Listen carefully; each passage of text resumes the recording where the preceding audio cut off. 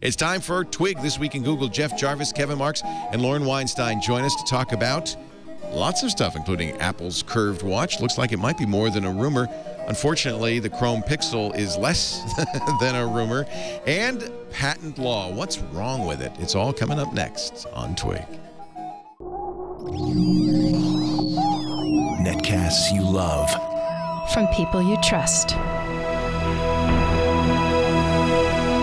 This is Twig. Bandwidth for This Week in Google is provided by CacheFly. CacheFly.com.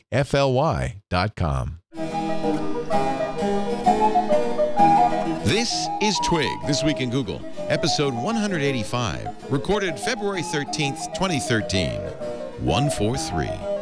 This Week in Google is brought to you by Podio from Citrix. Manage your products with files, instant communication, and collaboration all in one workspace. Start using Podio today. It's free. Just visit Podio.com to sign up, set up your first workspace, and invite your team to get started.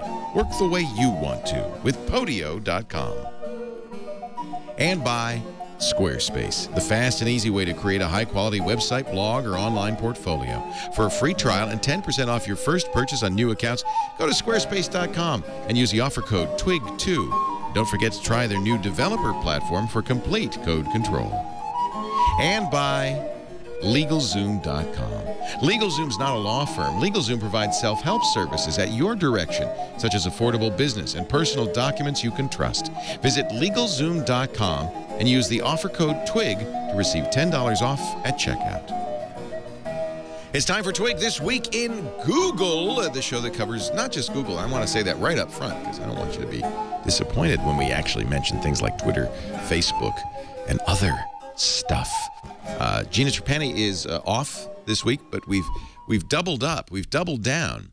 Jeff Jarvis is here, professor of journalism at the City University of New York, the author of What Would Google Do in his latest Public Parts. Hi, Jeff. Good to see you. Hi there. Thank you. And Jeff invited us to replace Gina just for today with Lauren Weinstein, who is, wow. Just when Lauren is, let me say this up front. Lauren is, I'm glad Lauren and I finally get to meet here, but he is my favorite person on Google+, period, full stop. A master of the form. Yeah, people like Elgin who do really well writing posts and that kind of stuff, but Lauren uses Google+, I think, perfectly for linking, conversation, adding value, and he's really smart and has a great history and adds all kind of stuff. So I've been dying to meet Lauren one way or the other because we often also agree a lot. And so this is a way to meet finally. Hello, Lauren. Welcome. Yeah, very, very nice finally meeting you, and I think I should leave now. It's only downhill. And also, I mean, when I said double down, I meant it. We also have Kevin Marks joining us, former Googler, former Apple employee, one of the guys behind QuickTime, and early proponent of podcasting, who is now working for Salesforce. It's great to have you, Kevin, and your crows. Thank you. Sadly, a stag at Twig this week, but Gina will be back next week. Yeah, we're gender blind here. We don't know what's under the table. We don't care. Could be anything. Are you talking about my prostate again? I'm walking in the door and I'm thinking today, I think at some point I crossed this Rubicon. I am now entering old age.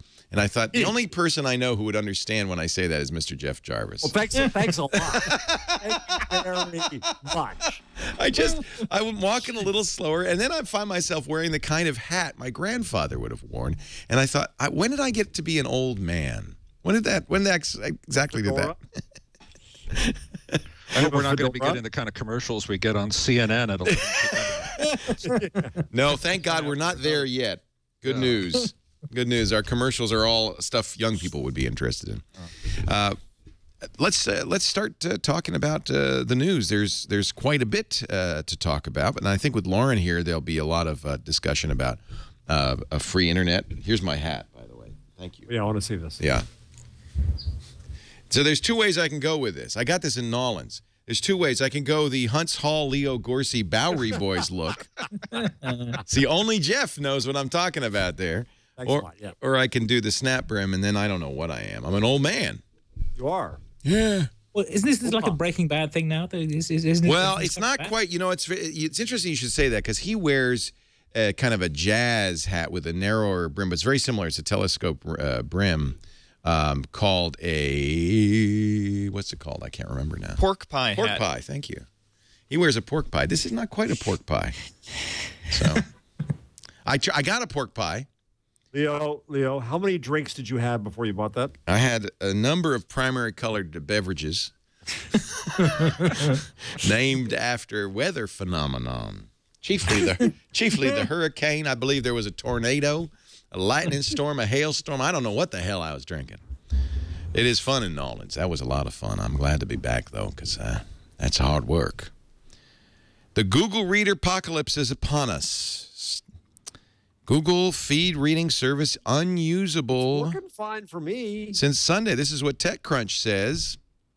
I didn't have any problems, and I use it constantly. So I think it does this every now and then. It has little burps in posting lots of things that are new, but obviously Sarah had trouble with it. I didn't have trouble with it at that point, but I see this now and then.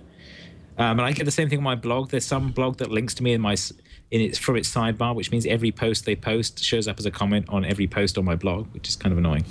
So I want, Google has kind of not paid a lot of attention to Reader. I mean, I think some of the experiments with sharing in Reader made it to Google Plus.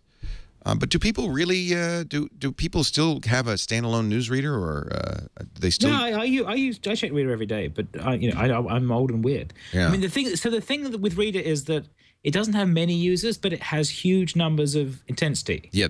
When I was at Google, there was we had like weekly stats meetings for Marissa, and one of them was, oh yeah, Reader has the highest number of pages per user, but no users, which was they're every day, every week, along with Orkut has the highest number of higher number of page views in search, which was one of those things that everyone. What do you do with a product like that has a small number of highly devoted fans? It's kind of like Twit. Well, it depends who you are, Yeah. If you're a startup, then you say, I'll charge them $10 each and you're fine. That's how Pinboard works. If you're Google, you're like, well, this is mass market enough for us. We'll take the engineers off it and make them do something else. I mean, it's the way I follow the news all the time, but what I worry about more is that more and more sites are dropping their RSS feeds. So if RSS dies, the Reader follows, right? I mean, well, it's the other way. Also, the other way around is that Reader is also used as a back end by lots of people because it's hosted by Google and is reliable. So lots of sites use it for feed sync. I've forgotten his name. The guy who wrote the original Mac feed reader wrote a post about this saying, warning, when this falls over, a bunch of things are going to stop working. Because Lauren Brichter or somebody else? No. I'm getting old. Okay, so that's our theme today, the old fart show. We can't remember stuff because we put it on the computer and now it's gone. Lauren, does it bother you? Brains in a social network that's been discontinued. Certainly some sites don't do RSS. More of those sites don't just do excerpts on RSS, don't put the complete article on there. Does that bother you? It doesn't bother me so much as long as there's enough there for me to find out whether I have an interest in the article or not. And then you click and go to the and go to then the I site. click on it, and I'm perfectly happy to give people clicks. I mean, I don't object to that. And there's some sites that don't include the whole articles just because they're afraid no one will ever visit the site if they see it all RSS. I don't have a problem there. One of the worst is like if there's just a headline, that's a problem. Yeah. Fox News does that, but of course there's no good reason to ever. Well, and the headlines of Fox News are deceptive. I mean, you just can't tell what the article's going to be from the headline. Yeah, and that's why they only put headlines. Right. You might want to click this and find out what we're really talking about. Well, that's sort of that's what RSS started out as, and then we grew it into like long form posts. It was originally a thing for sending headlines around. Oh, really? It was originally built for Netscape, for the Netscape homepage, and you could put a feed up, and it would give you a little sidebar of things to click through to. That was the very first version of RSS, and then really, I never knew that. And then Dave Weiner picked it up and said, "Oh, this goes with this blogging thing that we're trying to make sense of," and evangelized that and got everyone else to adopt it. And then blogs were for a long time these pages that you basically had a page a day, and it was a set of links, and it looked like tweets. Right. If you go back to the archives of old blogs, they didn't have titles. It's like waxy links and stuff like that. Yeah, waxy links and like the old scripting news. If you look at them, and Dave's point of view on it was, I'll edit this during the day, and at the end of the day, I archive it and start a new one tomorrow. Right. And then I think it was Movable Type that came up with the 1 page per post thing. And that meant that you had a presumption of a headline and a story. Well, it's also the permalink as page. Permalink as page, yes, as opposed to permalink as, what do you call it? Hashtag, not hashtag, anchor. Hash URL thing within a time-based page. Right. Yeah. You know, it's funny because Hacker News has always bugged me because they're one of the sites that only puts the headlines in. Well, you know, here's an interesting thing, Leo. I love Hacker News. I wish I could see excerpts. There's a company that I work with called that has a product called Repost.us that makes articles embeddable like a YouTube video, traveling with brand advertising, analytics, and links. Very, very interesting. One thing they've found is that there's very little overlap as a rule. They work with companies like Agence France Presse and NJ.com, where I work with, and there's very little overlap in the creator's audience to the embedder's audience. So you get a new audience. Here's the interesting thing. You have the full article there with your own ads and your own brand and everything else, right? And you don't lose any SEO and so on. The click-through rate from a full article to the originator's site is running 5 to 7%, very high, which says that your content is your best ad. If you read the whole article, you're more likely to click through than if you just read a snippet. That's bizarre because you've seen the whole article. But what you're saying is, gee, you got a sister like this at home? I want to see more. Yeah, right. Right? And so you have here we go, folks. Get ready. We have in Germany the Leistungsschutzrecht. Where's the reggae when we need it? I know, where they're trying to, you got to have Fred from the Howard Stern show already. Where they're trying to argue that snippets are too much and snippets are theft and all this kind of stuff. Right. And what you find out from Repost.us is that the whole content is a better causer of links. And we found that out in the RSS days, where putting out your whole feed sounded ridiculously illogical, but we found that in blogs and The Guardian and places like that, found that putting out the whole feed was actually better for you. Right. Well, so there's a sort of corollary here, which has been striking me continuously for a while, which is that citation used to be, here's a compact way of referring to something so you can go and look it up somewhere else. And there's been, an ongoing debate about how you do citation on the web, which isn't a hyperlink, how you cite things that don't have URLs for a long time. And it's now become very, very clear that the way you cite something reliably is to quote it. Because if you search for the quote, that's unique enough, you'll find the original and the other people who posted it too. And so there's this sort of weird thing where the citation becomes the quotation and vice versa.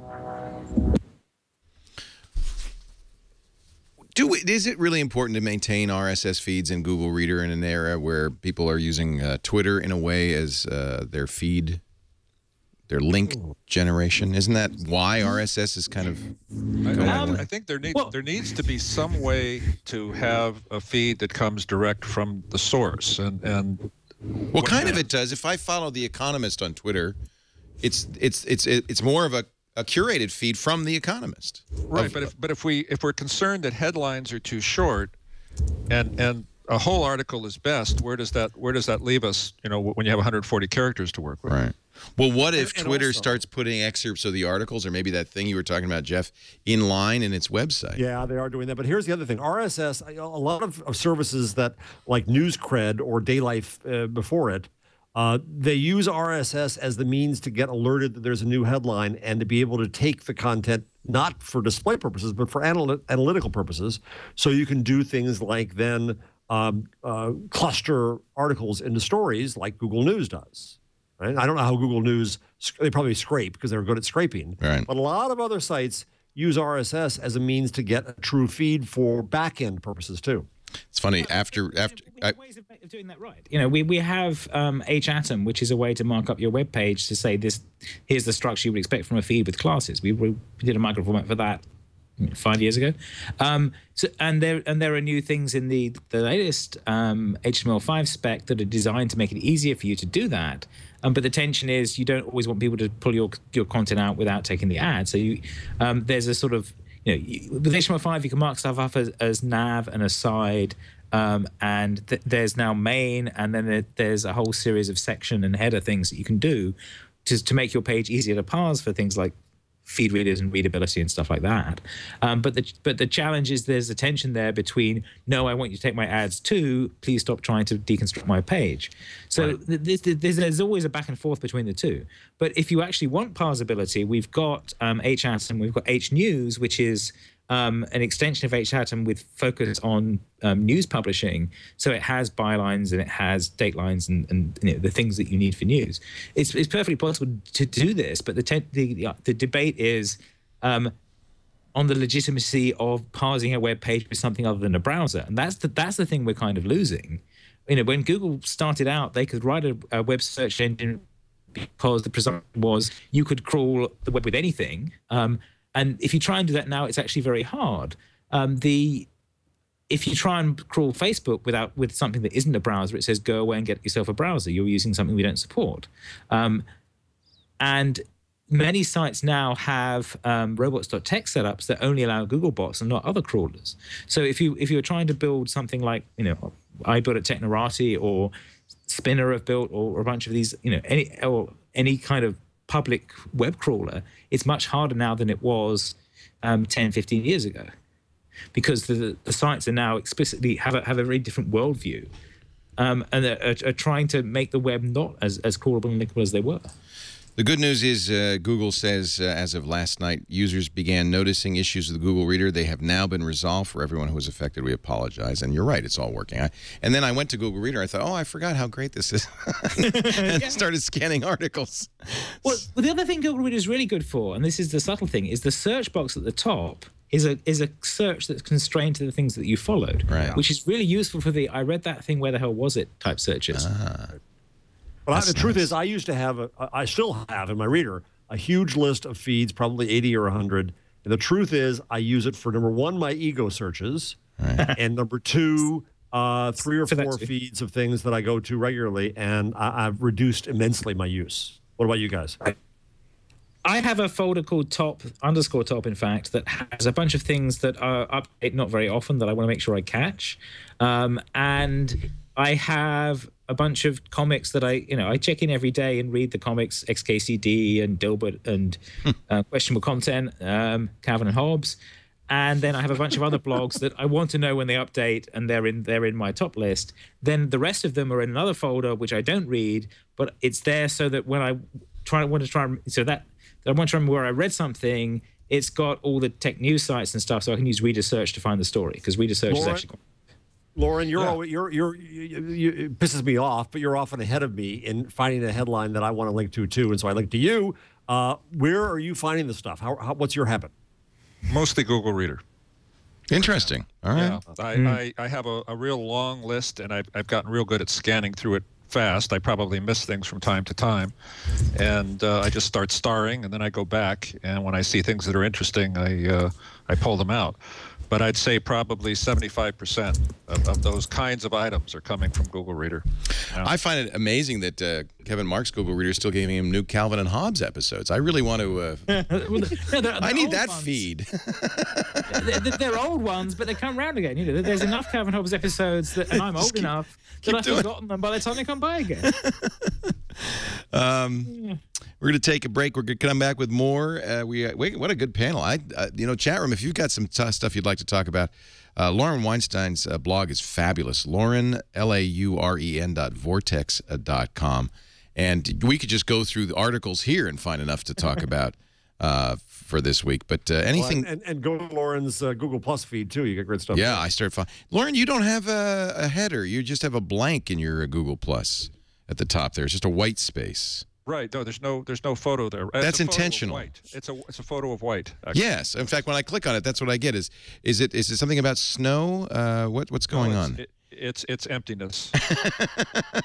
it's emptiness. But yeah, I mean, one day I'll put something there. But I like it. It's just a big blank, and then when you click it, you get blank. Yeah, that was harder to set up than you might think. Actually, was it? Really want you to put something real in there. Yeah, they do. I was just wondering if there was some. You're making a statement with that. It's not terribly cosmic. No. You just like white space. It's either that or some kind of obnoxious animated GIF, I guess. Yeah, that's the problem. What could you put there that would be?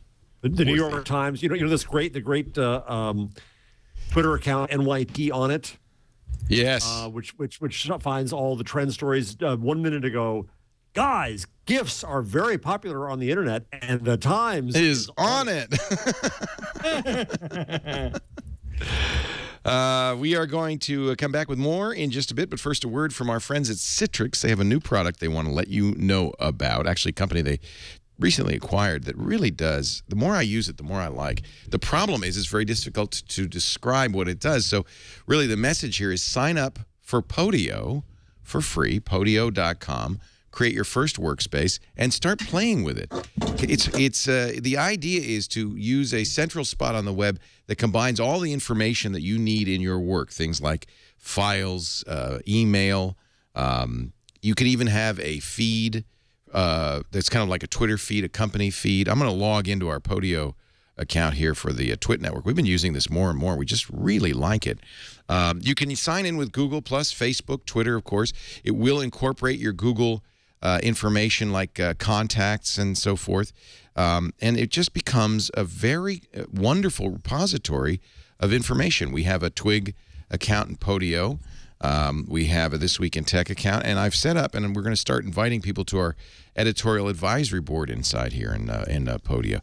The Podio is, again, hard to describe, but it's all the information that you currently have in a bunch of different places in one spot. Your Google documents, including word processing, spreadsheets, email, combined and managed. You've got great back and forth instant communication, better than email. Workflow is managed. You completely can customize it. They have workspaces for every possible team and project. It's not exactly a project manager either, although you could use it for that. I think it's something you would just use day in, day out. Podio, Podio.com. The activity stream is a really nice feature, by the way, that shows what's going on in the workspaces and what's happening. We have a workspace called Make IaaS Join Podio. One of these days. Tom Merritt is the lead IaaS enforcer. You can use it for silly things, too. Podio.com. Get in there, sign up. It's free. Create your first workspace. Invite your team to get started. I think you'll be impressed with what you can do with Podio. And you know what? Share your Podio experience with me. Let me know what you're doing with Podio so I can show this on the air, because it really is fantastic. Podio, Podio.com. Do you have Google Now yet, Jeff, or is it still not now? No, I mean, I've always had it. It just doesn't do that much. I uninstalled it and reinstalled it. Now there's more in Now. So look at your Now. How am I going to get to that? In order to use Google Now, of course, you have to have a Jelly Bean phone. I don't get any of the fun stuff. I mean, it's giving me the weather, which is fine. It's giving me some stocks. That's it. They've added Fandango. They've added a whole. Go ahead. You can make it do more if you when it says show more cards, you can do that. I know. I've done that. I've signed up for every one of them. He's got some weird thing going on. I've told them they can look at my underwear drawer. Something? I've said everything. In other words, you're coming up irrelevant, right? Apparently, he's not relevant. So apparently, it's Tom Morris's birthday. Facebook's up 1.94%, and it's 61 degrees in San Jose. That's what it's telling me. That's not great. No, you need more than that. It's not that great. They've got Rotten Tomatoes reviews in here, Fandango tickets, and Zillow real estate listings now. But I don't know. Does that mean if you should move? Zillow real estate, it tells you what your house is worth every day. That'd be depressing. Let's see. I've got all the birthdays from Google+. That's kind of a. Let me see here. What else? Harlem Shake videos. How did they know that I was into that? You Google searched it. I must have searched for it. Netflix is up another $8. What's going on? Netflix it's at $186 now. I love this. These are all my packages. This is all the people who like House of Cards. They're buying Netflix stock. That might be it. House of Cards has really done well for Netflix, hasn't it? And the weather report, my next appointment. Look at all that you got. Look at all that. I got a ton of stuff in here. Lauren, are you on Android? Yeah.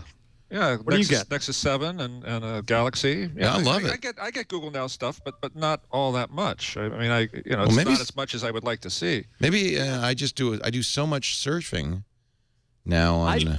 I went in. There's all kinds of things I had to do. I had to go to my Google Apps account and say it was okay.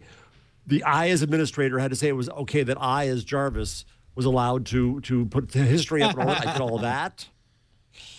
But we're hearing more and more that Google Now is starting to be part of more of what Google's doing. I mean, it looks like Google Now is it's going to get into notifications. It's going to be. I think it's critically important. It's what my argument around media is that media treated us all as a mass, and it has to treat us as individuals. And Google Now is all about treating us as an individual. And yet, this is the ultimate in creepiness.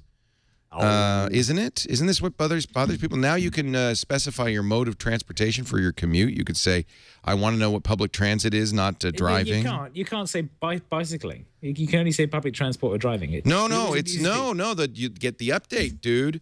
Driving, public transit, walking, or biking now available. Oh, I'll change the preference. No, the problem is I want biking plus public transit because that's what I do. Yeah, you need. Yeah, see, you Californians are so complicated.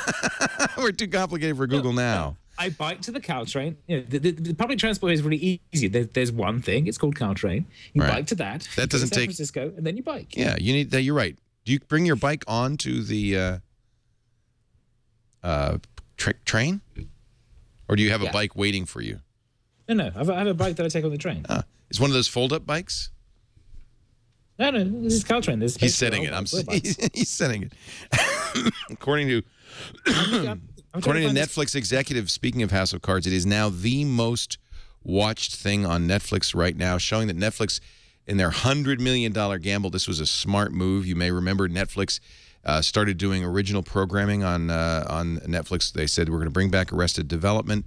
They're doing House of Cards, which is a Kevin Spacey production, a remake, American remake of a British series, which you've all watched apparently and loved. And it is very hot right now, and I'm not surprised. It's really good. They're not giving any numbers, though, are they? This is at the All Things D Dive into Media conference. He did not share any specific audience numbers. There was a good article in The Atlantic about how this $100 million thing makes economic sense. In fact, Netflix, with $7.99 a subscriber, is doing a little more profitable than HBO, which makes about $7 per subscriber, and has roughly the same number of subscribers, around 30 million. More stuff. Pardon me? It has to make more stuff. What's interesting, though, to me is that we have the synchronicity of being able to watch things together on Twitter. That's blown away. Yeah, but that's old school now. I mean, I think the new way is to watch a series all at once. Yeah, right. So what that means is this idea of the shared experience, once again, gets borked. Well, no, the thing is, it's become a bimodal thing. You fall into one bucket or the other. You're either all watching the Grammys or the Super Bowl or something together, or you're catching up with it. And but we're all afraid of giving spoilers. What's interesting here is that fine, you could have watched Downton Abbey. You can't really, you can't really tweet it, can you? Because it's a big, you're right. Well, no. So there's, don't tell me about arguably there's a service here which is my friends' tweets synchronized with the program I'm watching, so that I can see the jokes as they say them. And the challenge is constructing that as a service. But you think I remember having a conversation with David Weinberg about this a while back, which was where you sit there and wisecrack with your friends while you're watching something. We did it for the State of the Union or something like that a few years back, and then what you want is that same thing, but for watching pre-recorded media. So as you're watching House of Cards, you get your friend's wisecracks timed to that episode. My son Jake was going to build that app, and I wish he had. See, and then there's people like me who would throw the data off completely because I'm watching, old Hammer horror films, the band Planet X, and you can go online forever, and there just aren't a lot of people who are watching that at the same time, typically. French vampire movies. Yeah. But that's the point. You see, if you don't have to watch it at the same time, if you could have like Mystery Science Theater 3000 from your friends that shows up, so as you watch it, you're adding to the commentary on that episode. But it'd be great because you want to outdo each other with your quips, right? So then you go back and go, okay, I've just thought of the joke. I can go back and rewind and put the thing just in here. It becomes like the Rocky Horror Picture Show script, which is the sort of refined, 1970s version of this, where people thought of the jokes that went with the movie and wrote them down, and then they go along and say them to the playback. You have the little android robots and everything. With the antenna sticking up into the screen. Yeah. Rocky Horror Picture Show as a service. There we go. They're talking about making Google Now a widget. Techno Buffalo says your Nexus may have a Google Now widget. Well, I also there was a new screensaver that I have been failing at this. I need Gina here to help me. Hold on a second here. A Google Now screensaver? Kind of. What it was? It's called Dash Clock. Oh, it was done. Didn't you see that, Lauren, on Google Plus? It was done by a Googler, and it's a widget that puts a whole bunch of data into your lock screen. But I can't get it to become my lock screen. I don't know how to do it. It says move it to the right, and I don't know what to do. Yeah, to do the lock screen stuff, I think there's a you have to enable that specifically, or you can't get the data. They can't get the data in there at all. I haven't played with the lock screens too much. Yeah, because you can slide between lock screens. Hang on. Oh. And we did mention last week in the Google changelog that notifications, Google Now will come to your notifications. I like this. That's a big deal. But with Microsoft going after Google with this new Scroogled campaign, don't you think that Google's got to be a little careful about admitting how much it knows about people? And Google Now kind of lets the cat out of the bag. Oh no, I think there's the other way around. I think the Scroogled campaign. You're like, sorry, why is this a problem? When you see I actually saw one of those. My son was watching hockey, so I was seeing ads on the TV. They're putting ads on TV, which surprised me. The original Scroogled was just like a web campaign. Now they're actually putting ads on TV saying, "Google's reading your mail." It's like, but it was the wife was looking over his shoulder saying, "Why have you got ads for bankruptcy in your Gmail?" Right. And he said, "Oh, because I made a joke about mortgages." It's like, well, right. You don't understand that Google is slightly subtler than that. But also, it was. Oh, there's a Google Now widget. When did you get this, Chad? The premise was kind of broken. All you have to do is update the search app, and then you get it. So cool. That's a nice little widget. Yeah. It's Ashley Paramore's birthday. It's 59 degrees in Petaluma, and you're going to the gym at 4. Exactly. So Laura's been writing about the Scroogled thing a lot. The Scroogled campaign. Let's talk about Scroogled. It's a new one. It's really pretty dismal. What's really fascinating is it shows that people just don't care about the pitch that Microsoft is trying to make now. They launched that campaign launched a week ago, just about. I think this evening it'll be a week, or just probably. It was in the Super Bowl, wasn't it? Yeah, or within a day. Yeah. I think when they actually launched the campaign per se, when the site went up, when they modified the actual. The original Scroogled was going after Google Shopper, and I think this was not illegitimate. Saying, hey, what was a search engine showing shopping results is now all ad based. That was not unreasonable, but this one's ridiculous. Go ahead, Larry. Of course, Microsoft always had they have paid shopping ads too. So. Yeah, but they didn't make a site of all paid shopping ads. It used to be a site of unpaid search results. So now what happened with the new campaign? They went after Gmail on the basis that Gmail is reading your mail, which of course we've known all along. Just like ISPs scan for spam and phishes and things, Google is machines are reading mail in an automated way to do the ad display, and you can turn that off because there's an ad preferences manager if you want to not deal with that. So they launched this new campaign. So this petition is bogus that says.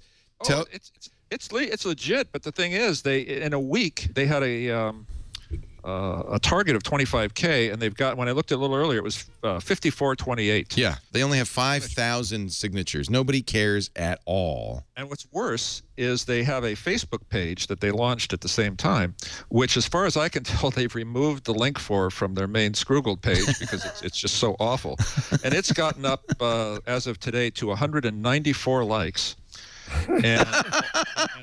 And virtually all of the comments are anti-Microsoft and pro-Gmail. So I can see why that link probably wasn't serving. It's not on that page anymore. You're right. Yeah, it's gone as far as I can tell. Yeah. So yeah, I think most people they understand how this works, and I just think this is not hitting a chord for Microsoft in terms of going at this way. And I think it's seen as mean-spirited too. Yeah. Plus it's oxymoronic to say that you like Microsoft. I don't know. I think Microsoft's probably smart to say, "Hey, we're the new underdog." Not a bad not a bad pitch. Nobody buys that. Well, if they can get somebody to buy it, it's good. Yeah, I mean, I think everybody knows Microsoft's also reading your email, just not tying it to targeted ads. They're not as smart. I mean, any service is well, doing. The thing is, if you've got Outlook, you can't even read your own email, let alone let Microsoft read it. So. It has ads in it. It's because they can't spam filter. Right. Google, they take out other people's ads and they put in their ads. I'll take the trade-off. I've got an Outlook mailbox. It's horrible. Yeah. For work. Yeah. We should mention, Lauren, you are doing some consulting for Google right now, right? Yeah, not involving anything like this, but definitely full disclosure. Always. For purposes of full disclosure. Yeah. A financial analyst affirms Google is paying Apple, this is hard to believe, to be the default search on iOS. $1.3 billion. I hope this isn't. They're getting the total revenue. One estimate is 1.3 billion, and of that, Google's paying Apple $1 billion. Oh, so the total revenue is 1.3 billion. 300 million. So the 300 million is just like affiliate payment kind of thing. To Google. To Google. Google keeps 300 million and pays Apple. I get it. 100. I get it. That's what the report says. Right. Okay. And that's an estimate. That's not an official number, right? Right. Absolutely an estimate. It's Morgan Stanley. Yeah. No, I'm not sure if Google breaks that down, but they. Does that seem reasonable? Yeah, and Google gets greater value in that because there's again, a lot of Google, traffic. I always say Google wants to know people. So it gets direct revenue from the ads on search there, but it also has a hook into us as people, and I think that matters. So Mozilla, this is one of the ways Mozilla, in fact, the primary way Mozilla makes money is through fees from Google for having Google search on the Mozilla toolbar. Right.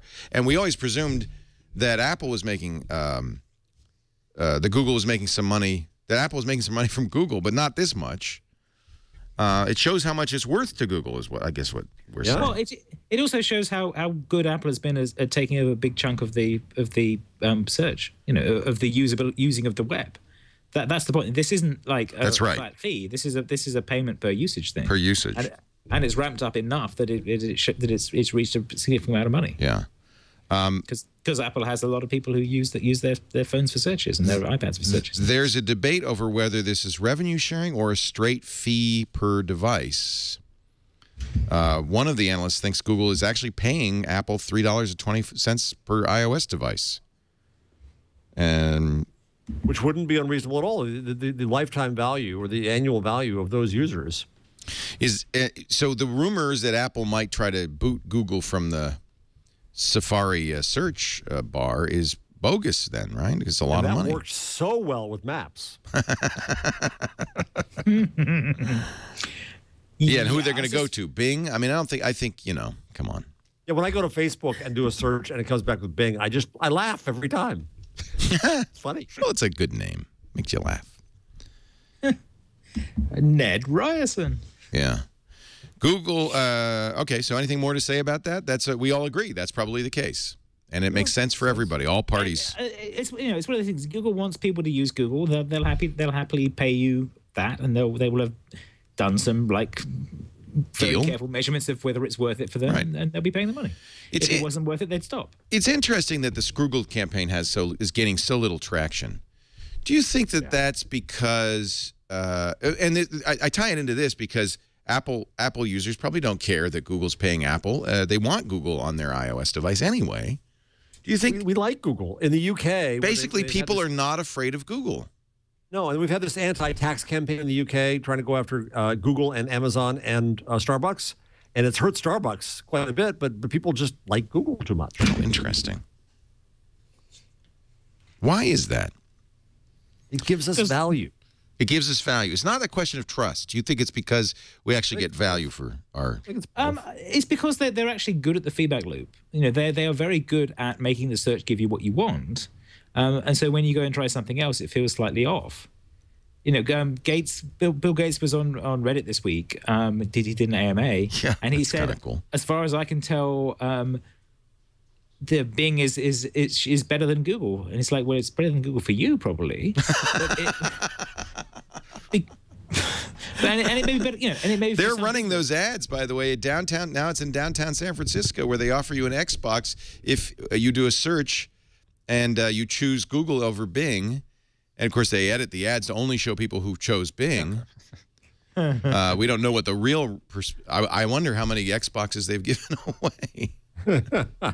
Yeah, that sounds like a rash thing to do in San Francisco, because it's very easy to spot which is which, because you can just look at which one has one boxes. But okay. They even say it in the ad. We came to Google's backyard to challenge Google, and they have if I could find it, they have a Google. But the funny thing versus Bing site. Yesterday's battle, right? The importance of search to Google, of course, is still great, but all the new frontiers are about mobile. Yeah. It is interesting that Microsoft is spending so much of its ad dollar and attention on Google, like competing against Google. Well, no, because Google was very Google was very stealth about competing with Microsoft for a long time. I thought Microsoft might just come and squash them, and then at some point they got to the point where they didn't care anymore. Was it when they pulled the EAS server support for Windows Phone that did it? It was. I think it was a bit before that. I think it was when Android actually took off. Android was the thing. Yeah. I think that the Mary Meeker slides is something you should look at. The Mary Meeker setup from December that she put out. She's an analyst who does this sort of nice overview of the state of the web with actual data and links back to sources.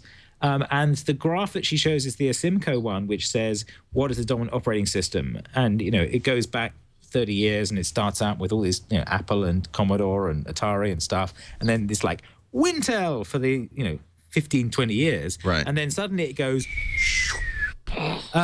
because Apple and Android are taking off. And it's iOS, and it's broken down by manufacturer rather than actual operating system, which makes it a bit of a weird one because it counts iOS and Mac together. But the original Asimco one was like, Microsoft's in trouble. These guys are up to 25%, and her one she updated for 2012, and it was like they're up close to 50%. And she says this quarter the crossover is happening where the majority of machines on the net are Android rather than Windows. That's happening this quarter. This quarter? Yeah. And that really is all about mobile. And Apple is still a big chunk of that too. And it is about mobile because we have mobile devices. We have more mobile devices than we have laptops and desktops now. We're running out of words for this, which is also the other weird thing, because it's not just mobile, it's tablets too. But mobile versus tablet used to actually mean mobile versus iPad, because iPad was the tablet market until the last half of last year, where suddenly all these Android ones start appearing. And now there are loads and loads of them, but they don't show up in all the stats because they're being used for odd things, and their Kindles and their Nooks and their strange things in China and so on. But there's lots and lots of these showing up too. And the slightly weird bit from my point of view is that from Android, and Android's fragmentation problem has been this sort of thing that people have used against it for 2 years, but actually that hasn't been true. What's happened is, if you write for Android, you learn that, these things can be this big, they can be this big, they can have lots of pixels, they can have a few pixels. It's like, okay, whatever. I understand there's a domain here. I will write some code that deals with that domain. Whereas on iOS, it's like, well, we've got one that's this big, and we've got 3 that are this big, and we've got 2 that are this big. Oh, no, we've got 1 that's this big. Well, on iOS, you either build an iPhone app or you build an iPad app, which means that half the time you've got an iPad app. If you're on an iPad, you download an app and it's got like black bars that take up 3/4 of the screen because it's an iPhone app and they've decided not to do anything intelligent about it. Here, I want to get this printed for my wall. This is Mary Meeker's slide, reimagining of computer operating systems. That's the one, yeah. And it goes from 1975 through last year. The big blue thing is Wintel. There is Atari and TRS-80 and Commodore in there. They all disappear. Is CPM in the other? Other is probably CPM, sure.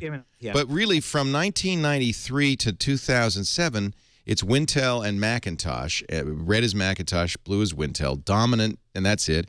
Android appears in 2007. and climbs, as does Apple because of iOS. Yes. And now the combination of Android and Apple easily is 63% or so of the total market. Wintel is down to 35%. Yep. Huge. But her other, I think her some of this is that Android becomes 150% now. Yeah. Yeah. Go ahead, Lauren. No, I was just saying, I think some of this is kind of intangible too. I mean, we're talking about why people feel this way, and I don't whether you're talking about Microsoft, of course, has a long trail behind it, and I don't think it's that easy to have people forget about that. Oh, I don't. Do people really have memories? Do they really? I think the people who are influencers in a lot of this. Yes, we do. Yeah, and they're the ones writing reviews. Right. So that's true. When for example Surface came out right at the beginning, there was sort of a built-in, without addressing how good or not it really is, I think there was sort of a built-in bias among many people against it simply because it was from Microsoft. I'm not saying that that's a good thing or a bad thing. I think that's just the reality of how the perception is among a lot of the people who write those reviews and look at this initially. I admit, I have to work hard to overcome my anti-Microsoft bias. But when you look at graphs like this and you realize they're the underdog, you start to root for things like Windows Phone to give Microsoft some traction in what is clearly the move from desktop to mobile. Really, that's what this measures. And Microsoft just doesn't have a mobile presence. Well, it's not just mobile, but it's tablets too. That's the other half. I include tablets as mobile. Yeah, but you're right. Yeah, but that's the thing. They're used as computers now. Yeah. This is kind of what I was getting at, which is where the Apple thing has led us astray, because we think of them as distinct, which is the iPad is something you use sitting on the couch, and the iPhone is something you use during the day. And if you actually look at the usage stats, that's backed up. The iPad has this sort of big spike in the evening when you're sitting at home just looking at reading stuff, because these things are heavy. They're that big, and you basically got to rest it on your leg after a while. Mary Meeker's next slide actually shows that at 2010 it flipped.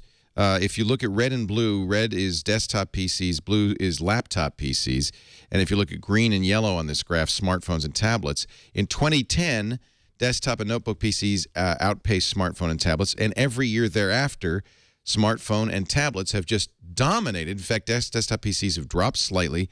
It's not even so much that they're losing ground; it's that tablets and smartphones. So it's not that people are giving up their computers; it's the growth of tablets and smartphones is outpacing them. Yeah, that the PC is not dead. It's not dead. It's just stagnant. All these articles. It's stasis. But so, I mean, the thing is, we're running out of useful discussion subdivisions here, because we keep talking about desktop versus mobile. Well, actually, most of the desktop became laptop a while back. Right. And a lot of this is like standing up versus sitting down, one hands versus two hands. There's a bunch of different affordance breakpoints here. So, one of the big pushes we're doing at Salesforce is about bringing staff to people wherever they happen to be working. So our example is Virgin Atlantic. We want all their employees to be in touch with each other and in touch with the customers to keep track with what's going on. And there's challenges there because some of them are in the air and aren't actually connected. But the rest of them are sitting in the airport, and they don't have access to connectivity and desktops and keyboards. And there's always the one person there who's sitting there with the keyboard changing the flights, and the rest of them are running around. But they can have phones and they can have tablets in their pockets. And if you actually hook the stuff up to that, suddenly you can connect to all your employees all the time. They don't have to check in with people. And this is this sort of transition we're seeing in business a lot of the time, where it used to be that they had a data entry model that was, there is this one terminal where you keep the business up to date with the statistics, whether it's the cash register or whether it's the thing you have in the back room where you keep track of stuff. Whereas now you can say, I have one of these, or I have something slightly bigger that has a bit more information on it, and you can both read the information of what's going on and update what's happening all the time. And this has crept up on business because they're used to having these very sort of monolithic systems, and it's coming from the edges where if you look at things like Square, where you can have a small business that has a very good handle on what's going on because every employee has a little reader like that. But it's moving now to such that anyone who's working for a company can keep in touch with everyone else working for that company at the same time, and help them out without all the run around you had to do before. And that's a huge change. This is a wonderful deck. I'm going through it. She talks about the reimagining of everything. But what is very clear, and this, I guess we've seen this so many times in media transitions. If you want to mention Gutenberg, Jeff, this would be a good moment to do so. Is that the old media doesn't die? It doesn't. In fact, PCs are still pretty much stasis in terms of number of units in use. It's that there's these new things just take off. Well, but desktops, they don't replace it. Well, you know, I'll go back to this graph. Desktops, actually, it's holding pretty steady at 750 million desktops in use from, you know, here's the graph. Installed base of desktops in 2009 was about 750 million. It's slightly lower now, maybe 650 million. Notebooks have grown, but not at the expense so much of desktops. And tablets and phones have grown, again, not at the expense of notebooks and desktops. So, and I think that's what you see, right? Is that the old media doesn't go away. It just gets subsumed by the massive growth of this new stuff. Well, yes, actually, what did go away is the Encyclopedia Britannica. For content creation, if you're doing writing, you're not going to be doing a lot of writing on a typical tablet. I guess not. Or a phone. Well, but those people are. There's not more writers, I guess. Reading, they're not writing. They're more readers. Yeah. Well, I push back on that a little bit because formats like what I found is what I found is that with SwiftKey on here, I can actually type pretty quickly on this. I wouldn't necessarily use. You wouldn't write a blog post there. Long form report. Yeah. But I can, you know, I can live tweet as quickly on this as I can on the keyboard. I can keep up with stuff like that because the autocomplete works well. The other thing I've seen is that I was at our company offsite last week, and all my colleagues in sales have iPads, but they now all have those little Logitech keyboard things as well. So they pop up the iPad into that if they want to take notes, and they don't carry a laptop as well. Which was last year they had a laptop in their bag. If they want to take notes, they bring that out, and they had the iPad to keep track of what's going on. And now the iPad has become that. So but if you have, I think this is the supposed Surface market, but the Surface has lost it because the iPad is there. So if you have a Bluetooth, this is the Bluetooth keyboard I use with the Nexus 7 mostly. But if you have a full-size keyboard with a tablet, from a functional standpoint, then you're getting back to a laptop. I'm going to take a break. When we come back, I want to talk about wearables because that's the other big thing. Google, of course, has its form of wearable, Google Glass, and then the big report in the Wall Street Journal and the New York Times, and now others, including Bloomberg, are confirming Apple is moving big into an iWatch. Could that be? We'll talk about it in just a bit with our panel. Kevin Marks is here from TumbleVision.tv and Salesforce.com, from the City University of New York and the BuzzMachine.com. It's Jeff Jarvis and Lauren Weinstein from Google Plus and Lauren.vortex.com. We're talking about trends, really. And by the way, if you want to test whether Bing's better than Google, bingiton.com. Just go there. Do a search. You be the judge. You know, it's so obvious which is which. It seems to me, and I don't know. It's interesting. Do a search for acetaminophen.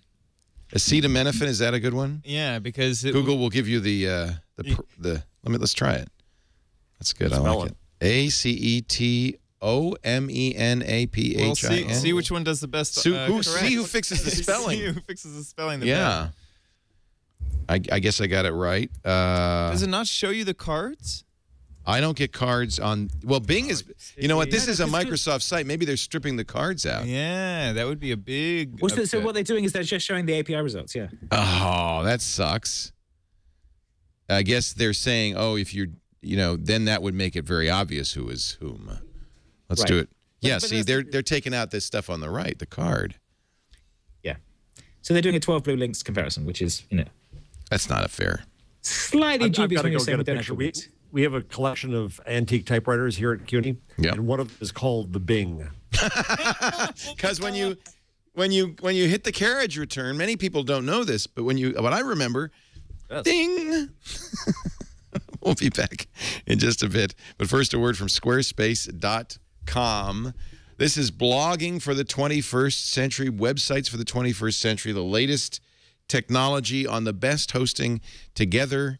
This makes a great platform for your next website. I want you to visit Squarespace.com and Try it out. They've got mobile responsive design automatically.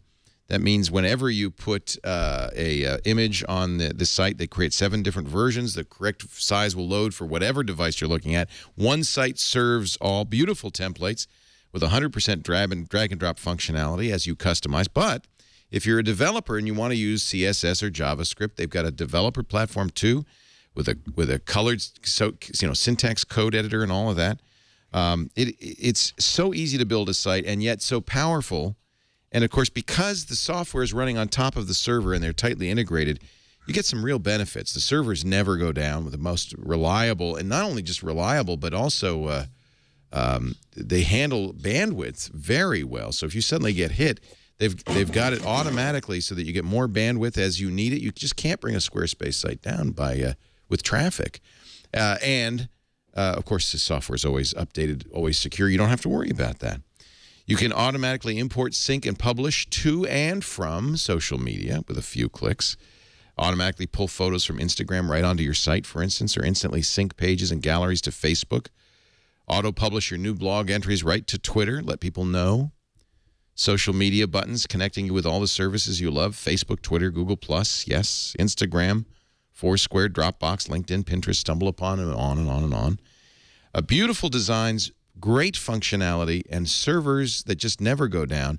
Try it free for 2 weeks. You don't need a credit card. Just go to squarespace.com. But if you decide you want to buy, and I wouldn't blame you if you did, look at the pricing. The basic plan, $8 a month when you buy an annual plan.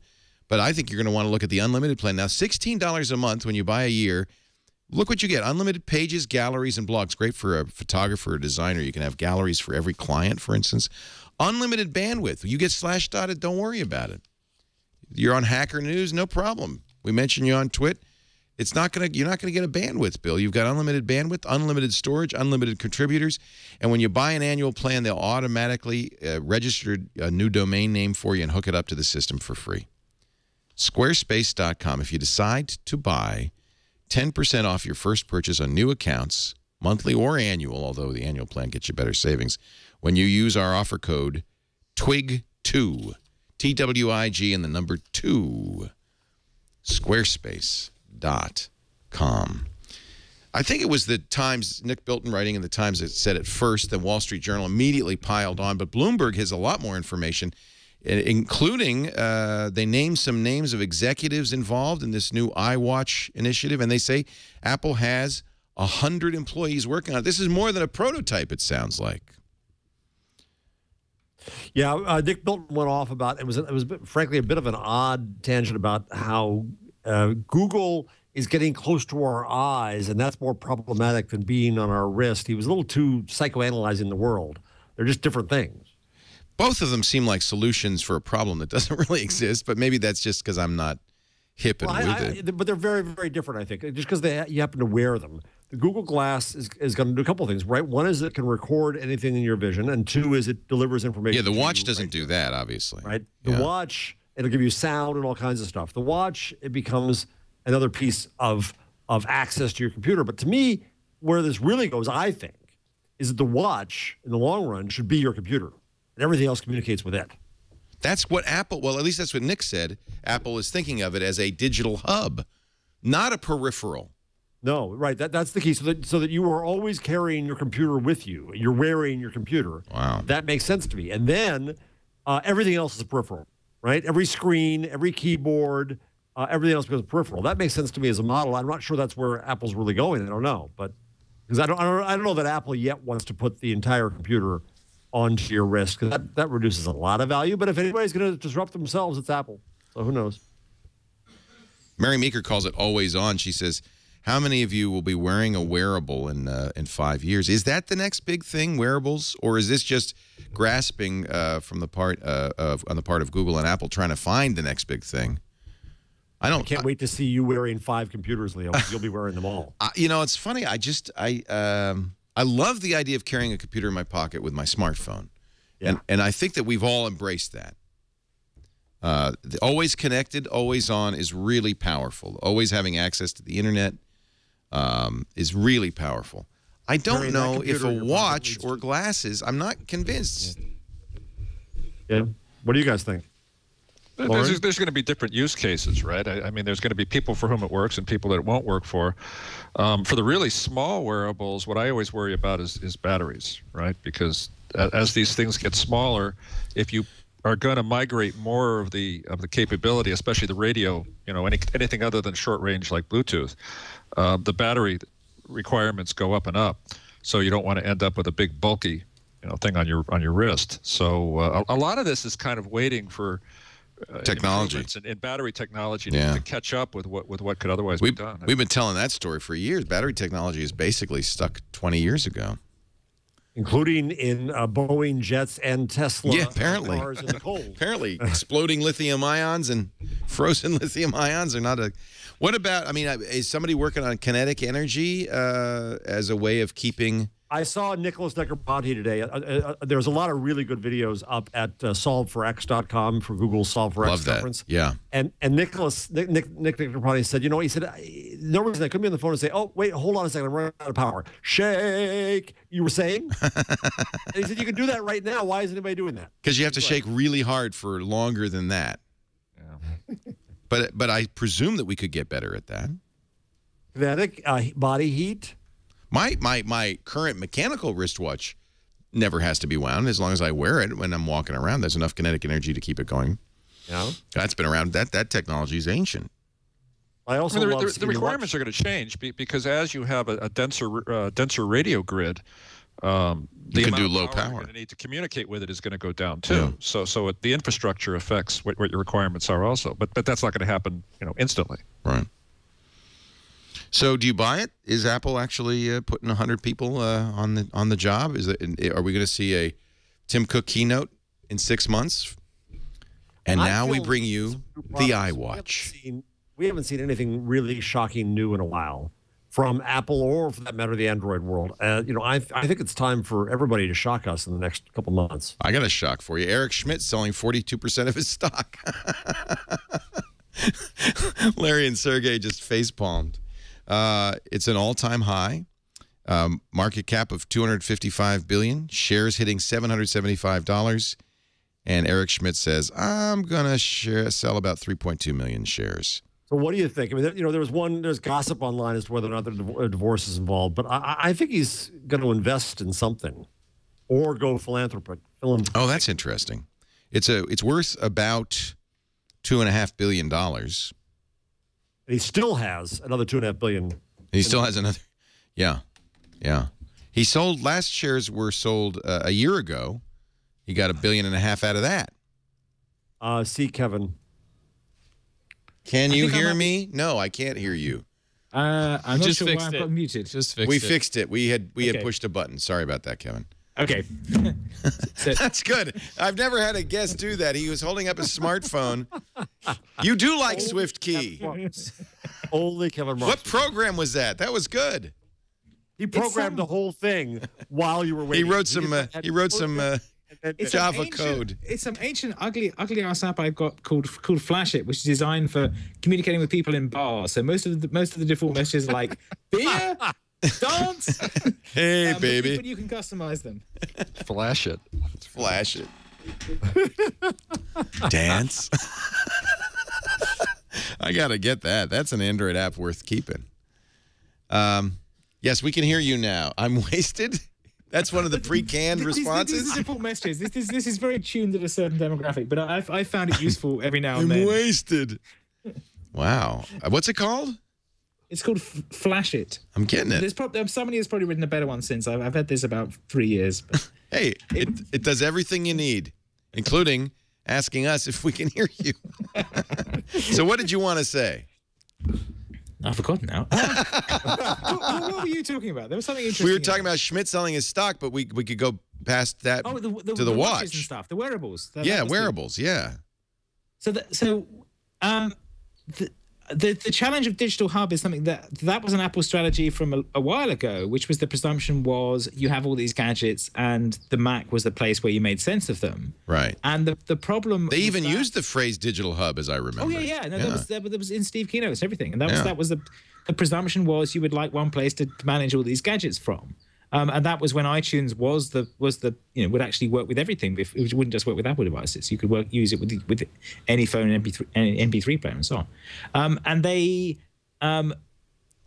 that constrained them a bit too long, and they were stuck with this iTunes at the center of everything thing to the point where people got cross with it because you had to use plug your iPhone into iTunes to actually move things around.